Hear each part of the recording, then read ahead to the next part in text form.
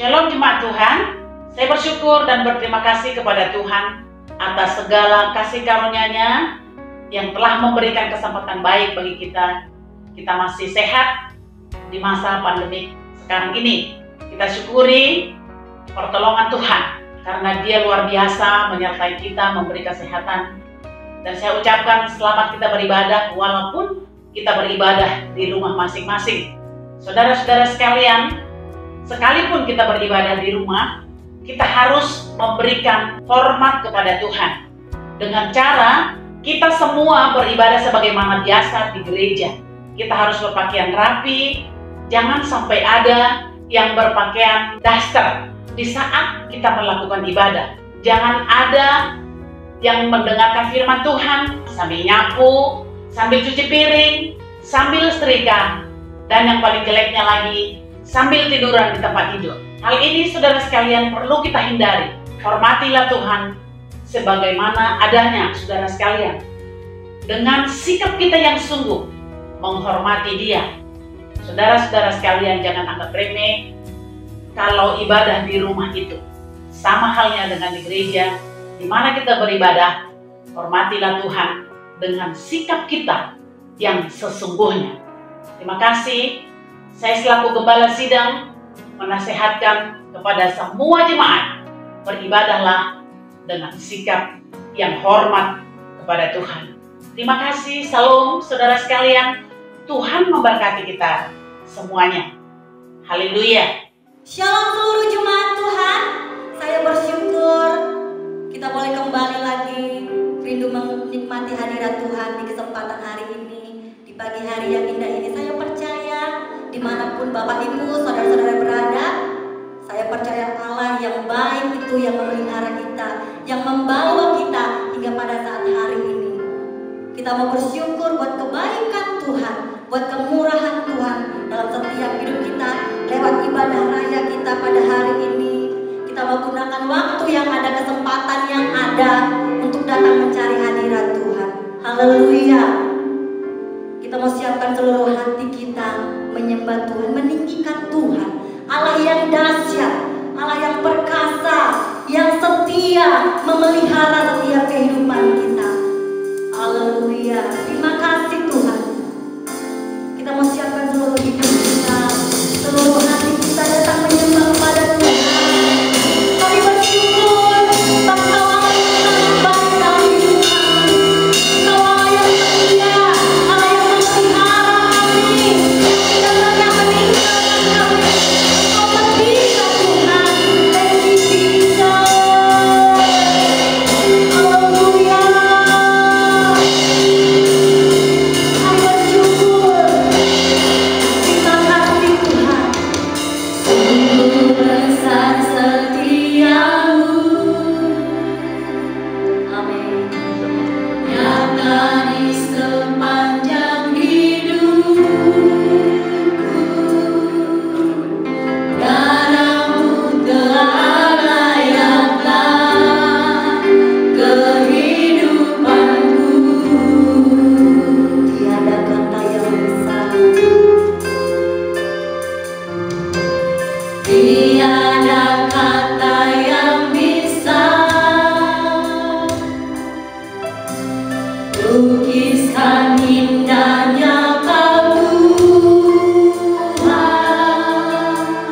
Bagimu segala pujian dan kemuliaan.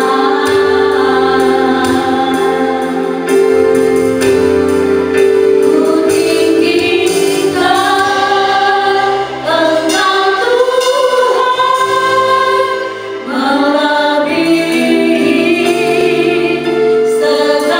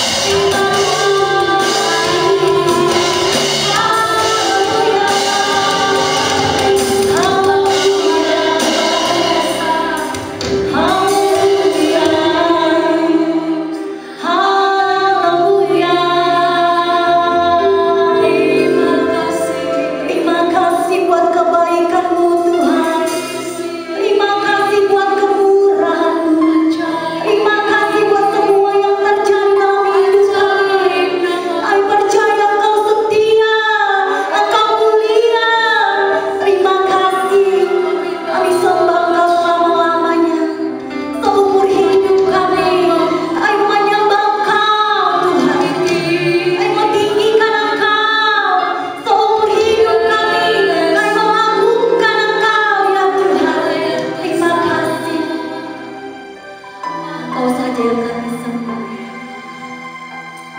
Engkau saja, Yesus saja. Kau ku sembah,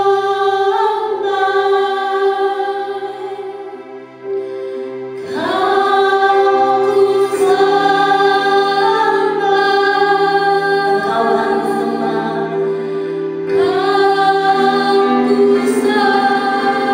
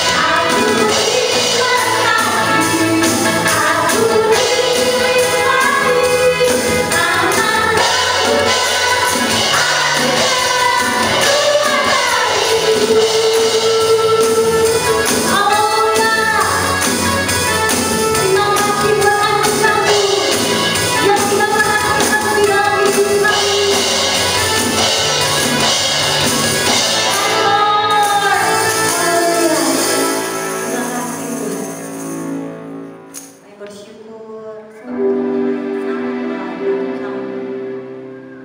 Kau Allah yang mengasihi kami. Kau Allah yang setia bagi kami. Terima kasih. Thank you Jesus. Mau lebih lagi isi firman Tuhan, percaya setiap firman-Mu menjadi kekuatan bagi setiap kami yang mendengarkan, menjadi penguat dalam hidup kami, kekuatan dalam kehidupan kami, bahkan pengingat dalam kehidupan kami. Terima kasih Tuhan Yesus. Haleluya.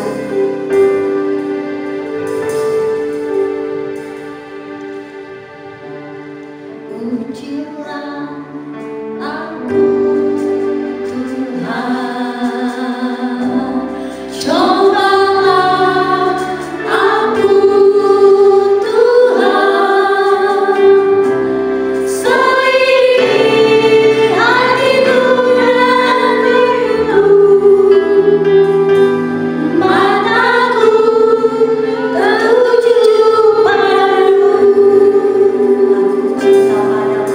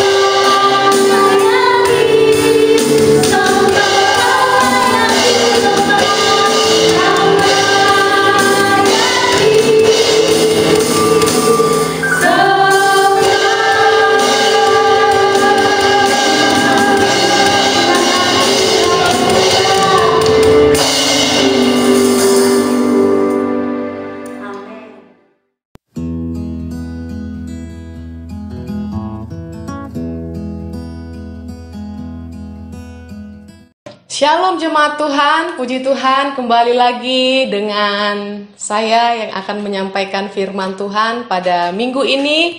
Dan saya bersuka cita, saya percaya bahwa Bapak Ibu juga bersuka cita dalam keadaan baik dan sehat.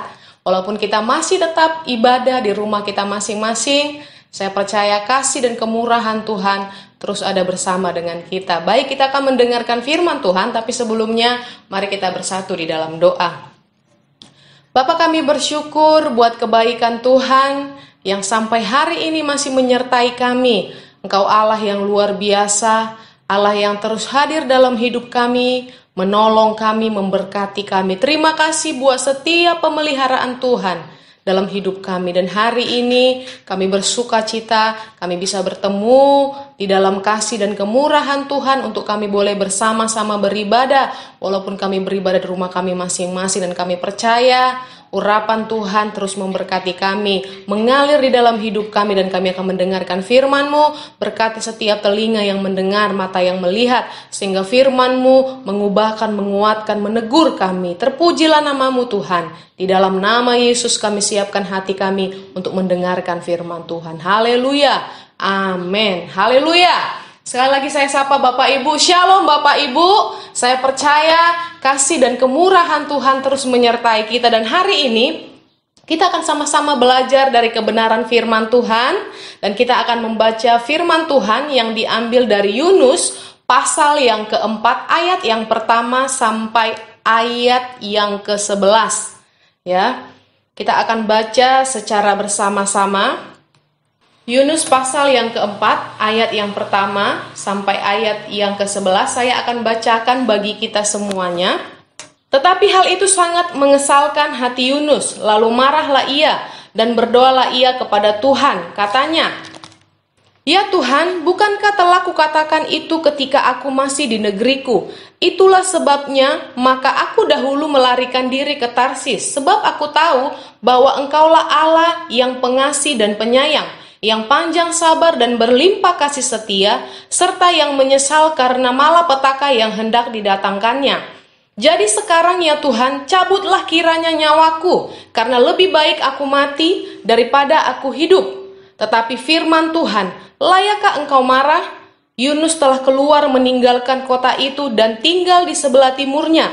Ia mendirikan di situ sebuah pondok, dan ia duduk di bawah naungannya menantikan apa yang akan terjadi atas kota itu. Lalu atas penentuan Tuhan Allah, tumbuhlah sebatang pohon jarak melampaui kepala Yunus untuk menaunginya agar ia terhibur daripada kekesalan hatinya. Yunus sangat bersuka cita karena pohon jarak itu. Tetapi keesokan harinya ketika fajar menyingsing atas penentuan Allah, datanglah seekor ulat yang menggerek pohon jarak itu sehingga layu. Segera sesudah matahari terbit, maka atas penentuan Allah bertiuplah angin timur yang panas terik, sehingga sinar matahari menyakiti kepala Yunus, lalu rebahlah ia lesu dan berharap supaya mati. Katanya, "Lebih baiklah aku mati daripada hidup." Tetapi berfirmanlah Allah kepada Yunus, "Layakkah engkau marah karena pohon jarak itu?" Jawabnya, "Selayaknya lah aku marah sampai mati." Lalu Allah berfirman, "Engkau yang kepada pohon jarak itu, yang untuknya sedikit pun engkau tidak berjeripaya, dan yang tidak engkau tumbuhkan, yang tumbuh dalam satu malam dan binasa dalam satu malam pula. Bagaimana tidak aku sayang kepada Niniwe, kota yang besar itu, yang berpenduduk lebih dari 120.000 orang, yang semuanya tak tahu membedakan tangan kanan dan tangan kiri, dengan ternaknya yang banyak." Demikian firman Tuhan. Hari ini kita sudah membaca firman Tuhan. Yunus bin Amittai adalah seorang nabi yang diutus Allah untuk pergi ke Niniwe, kota yang penuh dengan kejahatan. Jadi saya akan menceritakan sedikit bagaimana kisah Yunus ketika dia disuruh Allah untuk pergi ke Niniwe, namun dia tidak pergi ke tempat itu.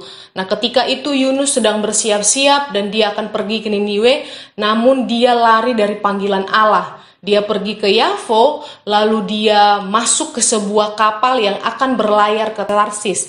Bapak Ibu Saudara yang terkasih dalam nama Tuhan, ketika dia di dalam kapal, Allah murka. Allah membuat satu badai yang sangat besar yang mengguncangkan kapal itu, dan sehingga semua orang yang ada di dalam kapal itu ada yang berteriak, ada yang menangis. Mereka ketakutan sekali karena kapal itu hampir-hampir mau tenggelam. Nah, ketika itu para awak kapal melakukan sebuah undi untuk mengetahui karena siapa kapal itu menjadi guncang. Nah, saudara yang terkasih dalam nama Tuhan, ketika para awak kapal itu melakukan itu, kenalah kepada Yunus. Dan seketika itu juga dengan kesepakatan mereka, Yunus dicampakkan ke dalam laut. Nah, saudara yang terkasih dalam nama Tuhan, satu mujizat yang luar biasa terjadi pada waktu itu, dan atas penentuan Allah, seekor ikan yang besar menelan Yunus. Dan bayangkan Bapak Ibu, selama 3 hari 3 malam, Yunus ada di dalam perut ikan. Ya, apa yang Yunus lakukan? Dia berdoa, dia mohon ampun kepada Tuhan atas apa yang sudah dia lakukan. Dia menyesali perbuatannya, dia tidak taat kepada Tuhan, dia lari dari panggilan Tuhan. Nah, ketika itu juga hati Allah kembali berbelas kasihan kepada Yunus, dan dia dimuntahkan oleh ikan yang besar itu. Nah, saudara yang terkasih dalam nama Tuhan, tema firman Tuhan yang mau saya bawa hari ini adalah hidup dalam cara pandang Allah. Nah, saudara terkasih dalam nama Tuhan Yesus, ketika Yunus sudah lari dari panggilan Allah, pada waktu Allah meminta dia untuk pergi ke Niniwe, dia tidak mengindahkan apa yang Allah katakan, dan untuk kedua kalinya Allah menyuruh dia kembali lagi. Ya, Allah menyuruh dia kembali lagi untuk pergi ke Niniwe. Dia melihat bagaimana penyertaan Tuhan ketika dia lari dari panggilan Tuhan, ketika dia tidak taat, tetap Allah berbelas kasihan kepada Yunus. Itu adalah salah satu belas kasihan Allah. Namun untuk kedua kalinya, dia mau mengikuti apa yang Allah katakan. Ya, saudara yang terkasih dalam nama Tuhan, Yunus akan pergi ke Niniwe seturut dengan apa yang Allah katakan. Nah, selanjutnya kita akan melihat kenapa Allah ingin Yunus pergi ke Niniwe. Kita tahu bahwa Niniwe itu adalah satu kota yang sangat mengagumkan besarnya. Kenapa? Karena kota itu merupakan satu kota metropolitan, ya, kawasan perkotaan yang sangat besar, baik dari ukuran dan luas, jumlah penduduk maupun aktivitas ekonomi dan sosial. Jadi tempatnya itu sangat strategis. Tapi yang anehnya Bapak Ibu, Niniwe kota yang besar, yang luas, ya, terdapat banyak kejahatan di sana. Itu makanya Allah menyuruh Yunus untuk pergi ke sana. Nah, dalam waktu yang cukup lama, ya bisa dikatakan lama, Yunus pergi ke sana, dia membutuhkan waktu 3 hari untuk melintasi Niniwe. Karena itu merupakan satu kota yang sangat besar, dia membutuhkan 3 hari lamanya untuk sampai ke sana. Namun bukan faktor itu yang membuat Niniwe menjadi penting bagi Allah. Bukan karena kotanya yang bagus, penduduknya yang banyak, bukan. Tetapi karena kejahatan yang terjadi di kota Niniwe. Nah, saudara yang terkasih dalam nama Tuhan, ketika Yunus akhirnya memasuki Niniwe, mungkin dia memiliki hati yang takut, atau mungkin dia agak sedikit ragu. Ya, karena pada awalnya ketika di panggilan yang pertama dia kabur, itu karena dia memang takut. Kenapa? Karena di sana merupakan satu kota yang penuh dengan kejahatan. Tapi dia tetap pergi untuk menjelajah kota itu, untuk tetap menyampaikan apa yang Allah rindukan bagi bangsa itu pada waktu itu. Semakin dalam dia masuk ke tengah-tengah kota yang padat itu, dan dia ingin menyerukan bahwa 40 hari lagi Allah akan menunggang balikan Niniwe. Dan itu tercatat di Yunus pasal yang ketiga ayat yang keempat, saya akan baca. Mulailah Yunus masuk ke dalam kota itu sehari perjalanan jauhnya, lalu berseru, 40 hari lagi, maka Niniwe akan ditunggang balikan. Ketika Yunus masuk ke dalam kota itu, saudara bisa bayangkan di posisi Yunus, Allah menyuruh saudara untuk pergi ke sebuah kota yang penuh dengan kejahatan. Apa yang saudara pikirkan pada waktu itu? Atau mungkin saudara merasa ketakutan? Atau mungkin saudara ragu-ragu, tidak percaya diri? Tetapi pada waktu itu, Yunus menyisiri kota itu, dia masuk ke tengah-tengah kota itu sambil menyerukan kira-kira seperti ini. Hei penduduk Niniwe, 40 hari lagi kota ini akan ditunggang balikan. Bertobatlah, bertobatlah. Mungkin pada waktu itu orang-orang yang dipenuhi dengan kejahatan berpikir, apakah itu benar? Atau mungkin mereka ragu-ragu dengan apa yang Yunus sampaikan. Ada dua tanggapan pada waktu itu mungkin Bapak Ibu. Yang pertama, mungkin mereka merespon dengan respon yang positif. Yang kedua, mereka merespon dengan respon yang negatif. Kalau mereka merespon dengan respon yang negatif, mereka mungkin akan berkata, itu tidak benar, itu salah. Dengan respon yang positif, ya, itu benar, mari kita bertobat. Nah, saudara, pada waktu itu, Yunus menunggu bagaimana respon mereka. Dan Bapak Ibu Saudara tahu apa yang menjadi respon penduduk Niniwe pada waktu itu? Mereka dengan seketika mendengarkan apa yang Yunus katakan, lalu mereka merespon positif. Ia berbicara dengan berani dan berulang-ulang kepada setiap orang yang ada di sana. Ia tentunya bersiap-siap dengan tanggapan yang keras ataupun tanggapan yang brutal mungkin. Namun hal yang paling menarik saudara, semua orang yang ada di Niniwe dengan secepat kilat mereka mendengarkan berita itu, lalu mereka bertobat, mereka ingin berubah. Bagaimana respon orang Niniwe pada waktu itu? Kita lihat di Yunus pasal yang ketiga ayat yang ke-5. Orang Niniwe percaya kepada Allah, lalu mereka mengumumkan puasa dan mereka, baik orang dewasa maupun anak-anak, mengenakan kain kabung. Nah, saudara terkasih dalam nama Tuhan, penduduk Niniwe percaya kepada apa yang Yunus katakan. Nah, setelah itu, tak lama kemudian seluruh kota membicarakan nubuat tentang kehancuran Niniwe. Kaya, miskin, tua, muda, bahkan semuanya yang ada pada waktu itu, semuanya ingin bertobat. Mereka berpuasa. Dan berita ini sampai juga kepada raja. Dan apa yang raja lakukan? Kita baca di ayat yang ke-6. Setelah sampai kabar itu kepada raja kota Niniwe, turunlah ia dari singgasananya, ditanggalkannya lah jubahnya, diselubungkannya lah kain kabung, lalu duduklah ia di abu. Nah, saudara terkasih dalam nama Tuhan, seketika itu juga raja turun dari singgasananya. Dan atas perintah raja, raja mengumumkan bahwa manusia dan ternak, lembu, sapi, kambing, domba tidak boleh makan apa-apa. Semua hewan tidak boleh memakan rumput, tidak boleh minum. Haruslah semuanya berselubungkan kain kabung dan berseru sekeras-kerasnya kepada Allah, serta haruslah berbalik dari tingkah lakunya yang jahat. Karena raja berharap semua orang bisa bertobat dan berbalik kepada Allah. Ya, di ayat yang 9 saya akan membacakan kembali. Siapa tahu mungkin Allah akan berbalik dan menyesal serta berpaling dari murkanya yang menyala-nyala itu, sehingga kita tidak binasa. Raja berharap bahwa Allah tidak jadi menurunkan murkanya. Itu yang raja harapkan pada waktu itu. Nah, saudara yang terkasih dalam nama Tuhan, kita melihat bagaimana peristiwa ini terjadi. Yunus berhasil membuat orang-orang Niniwe berbalik kepada Allah. Mereka meninggalkan kehidupan mereka yang lama.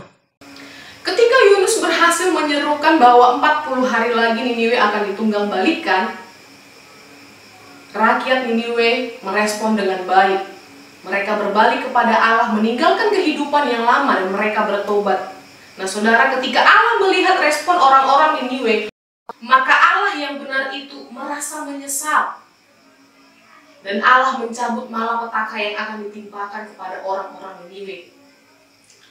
Allah tidak jadi menimpa mereka dengan malapetaka yang sudah Allah ucapkan sebelumnya. Kemarahan Allah reda ketika Allah melihat respon dari orang-orang Niniwe yang ingin bertobat dan meninggalkan kehidupan mereka yang lama. Nah, saudara yang terkasih dalam nama Tuhan, ada hal yang menarik dan yang sangat penting kita lihat dalam hal ini ketika Allah melihat orang-orang Niniwe bertobat. Yang pertama adalah apabila Allah menghukum seseorang atau menghukum orang-orang atau orang fasik, ia pertama akan menggunakan wakilnya di bumi untuk menyampaikan peringatan. Itu yang pertama. Dan yang kedua, ketika Allah memperingatkan orang tersebut dan orang tersebut bertobat, maka Allah tidak jadi murka. Ya. Jadi dalam hal ini kita melihat bagaimana belas kasihan Allah terhadap orang-orang yang mau meresponi panggilan Tuhan, yang mau bertobat dan berbalik kepada jalan Allah. Dan itulah yang dihadapi orang-orang Niniwe pada waktu itu. Ketika itu Yunus bersukacita karena apa? Karena dia berhasil menarik perhatian orang Niniwe dan mereka berbalik kepada Allah. Nah saudara, itu merupakan hal yang penting yang bisa kita lihat atas keberhasilan yang Yunus telah lakukan.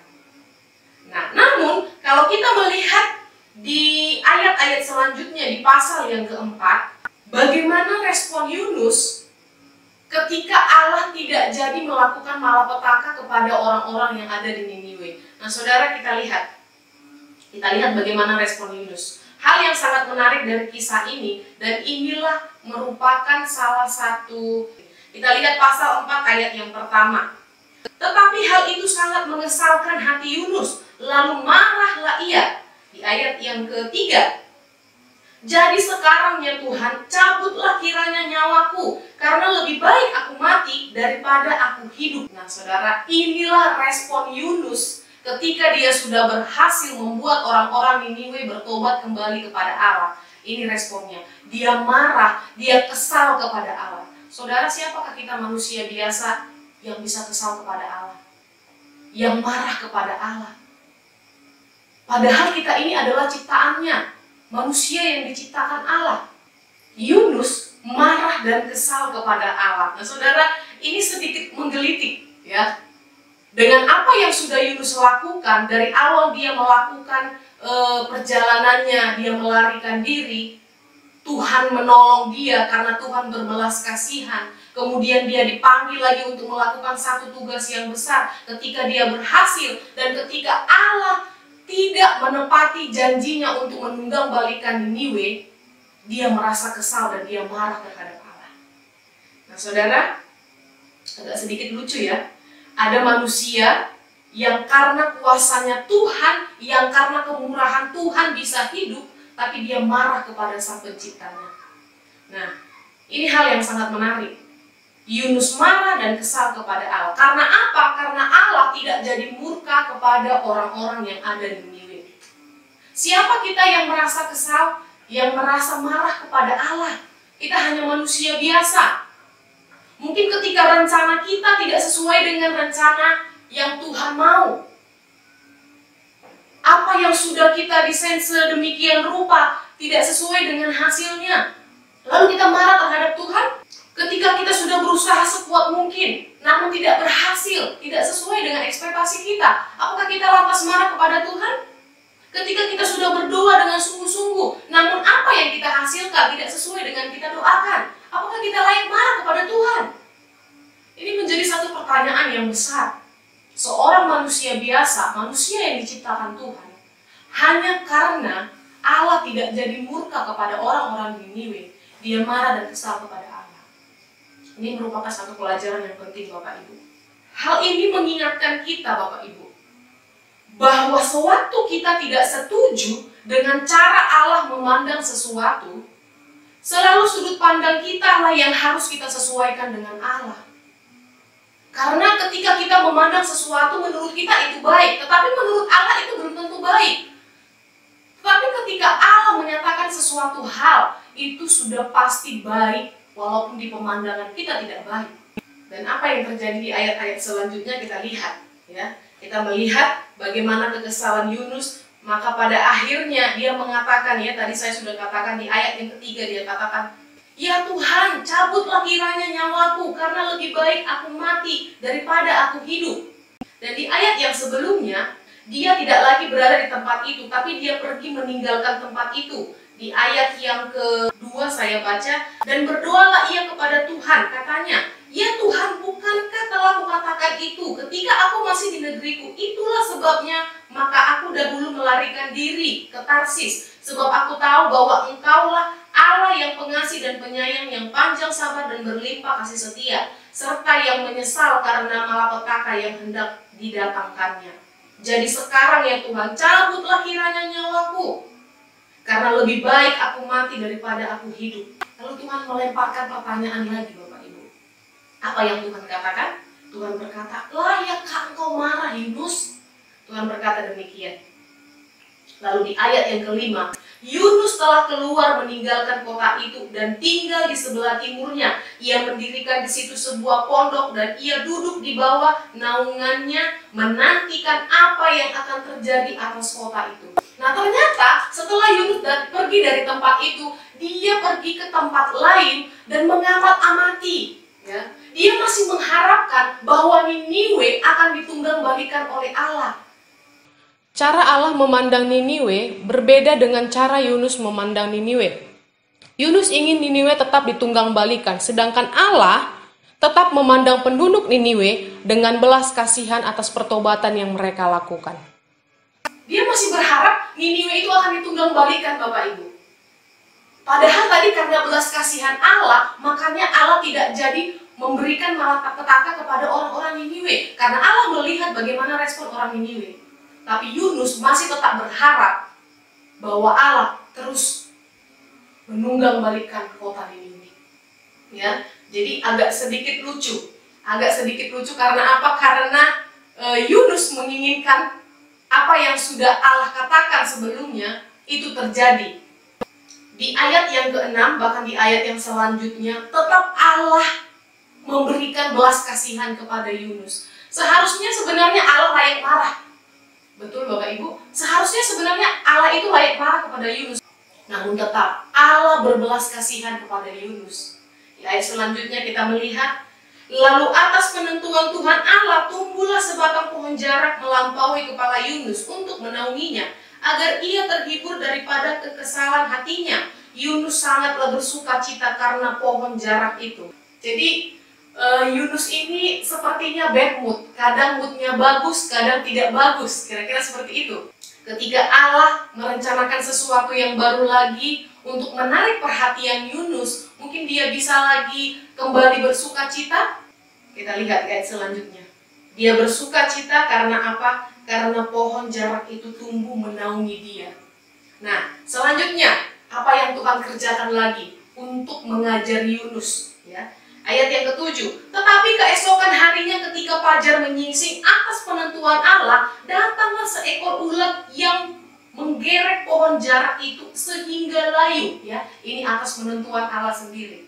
Ayat 8, segera sesudah matahari terbit, maka atas penentuan Allah juga bertiuplah angin dari timur yang panas terik, sehingga sinar matahari menyakiti kepala Yunus, lalu rebalah ia lesu dan berharap supaya mati. Katanya lagi, lebih baiklah aku mati daripada aku hidup. Ya, Bapak Ibu sedikit lucu ya. Tadi awalnya dia bersuka cita karena pohon jarak itu tumbuh. Kemudian Tuhan merencanakan sesuatu lagi, dimakan ulatlah pohon jarak itu lalu layu, dan dia terkena terik panas matahari. Lalu dia kembali tidak bersuka cita lagi. Malah di sini dia katakan bahwa lebih baik aku mati daripada aku hidup.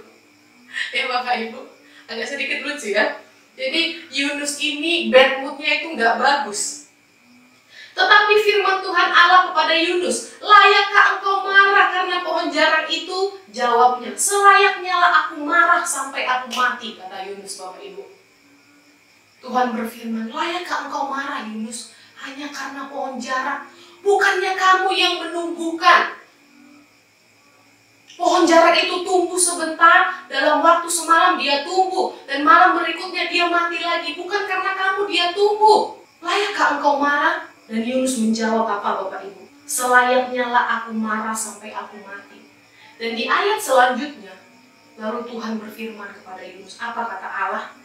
Engkau yang kepada pohon jarak itu, yang untuknya sedikit pun engkau tidak berjerih payah, dan yang tidak engkau tumbuhkan, yang tumbuh dalam satu malam dan binasa dalam satu malam pula. Bagaimana tidak aku akan sayang kepada Niniwe, kota yang besar itu, yang berpenduduk lebih dari 120.000 orang, yang semuanya tak tahu membedakan tangan kanan dari tangan kiri dengan ternaknya yang banyak.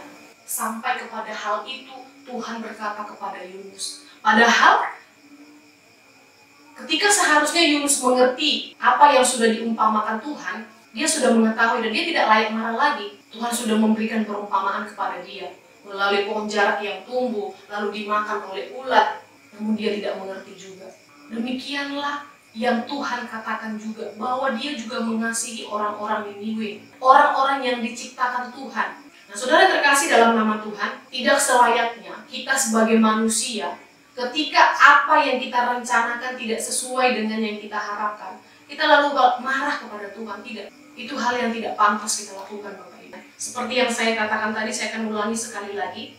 Peristiwa ini mengingatkan kita bahwa sewaktu kita tidak setuju dengan cara Allah memandang sesuatu, selalu sudut pandang kita lah yang harus kita sesuaikan.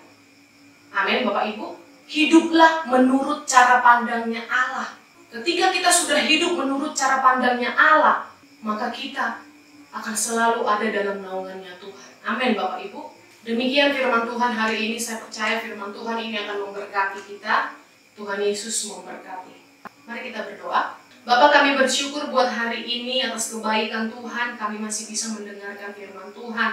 Terima kasih buat firman Tuhan atas apa yang sudah kami dengarkan hari ini. Firman Tuhan mengingatkan kami agar kami hidup dalam cara pandangnya Allah, mengerti apa yang menjadi maksud dan tujuan Allah dalam hidup kami. Terpujilah nama Tuhan di atas segalanya. Terima kasih buat firman-Mu Tuhan, yang terus menegur kami, menguatkan kami, bahkan mengingatkan kami bahwa kami adalah manusia biasa, bahwa kami adalah manusia yang hidup dari belas kasihan Tuhan. Terima kasih buat setiap kebaikan Tuhan dalam hidup kami. Terima kasih Tuhan. Hamba-Mu sudah selesai berbicara, tapi Hamba-Mu percaya bahwa Roh Kudus akan terus berbicara di setiap hati kami, mengingatkan kami untuk selalu melakukan kebenaran firman Tuhan. Dalam nama Yesus kami bersyukur dan berdoa. Haleluya. Amin. Kita akan memberikan korban persembahan. Kita angkat pujian kita. Sungguhlah hidupku telah ditebus oleh kuasa darah yang kudus.